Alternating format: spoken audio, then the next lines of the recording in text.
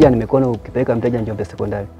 Ni kweli. Hivi unajua ile eneo pembezoni mwa Njombe Sekondari ni la UDOM? Kwani wamefikia wapi? Maana tuoni kinachoendelea. Mpango wa kujenga kampasi ya UDOM Njombe uko pale pale.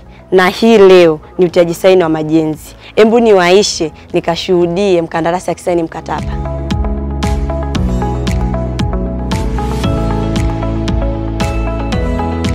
Kipekee tunapenda kushukuru University ya Dodoma. Leo tumefikia hatua nzuri. Tunaenda kusaini huu mkataba.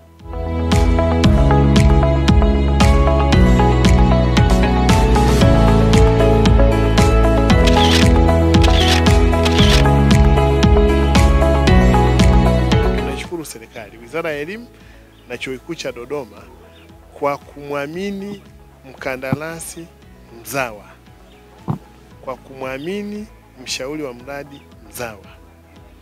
Bilioni 20 ni mradi mkubwa sana, lakini ni mradi ambao naamini uko ndani ya uwezo wa wakandarasi wa Kitanzania.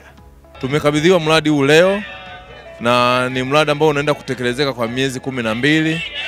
Ninaamini kwa uwezo kwa sababu ya ushirikiano na serikali ya mkoa, na kwa kuwa ametuahidi kama atatusaidia kupata umeme mapema, kupata maji mapema, lakini pia atatutengenezea barabara mapema ili paingilike. Kwa hiyo naamini miezi 12 tutaenda kumaliza mradi huu. Na wananchi wa mkoa wa Njombe wategemee tu chuo chao kitaenda kukamilika ndani ya miezi 12 kama ambavyo tulikuwa tumekubaliana.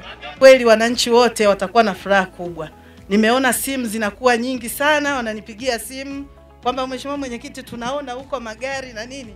Kwa kweli ni fursa kubwa sana ambayo ipo kwetu. Kwa hiyo tumejiandaa vizuri, na hivi ninavyozungumza baadhi ya wengine washaanza kufanya uwekezaji, nikiwepo na mimi mwenyewe pia.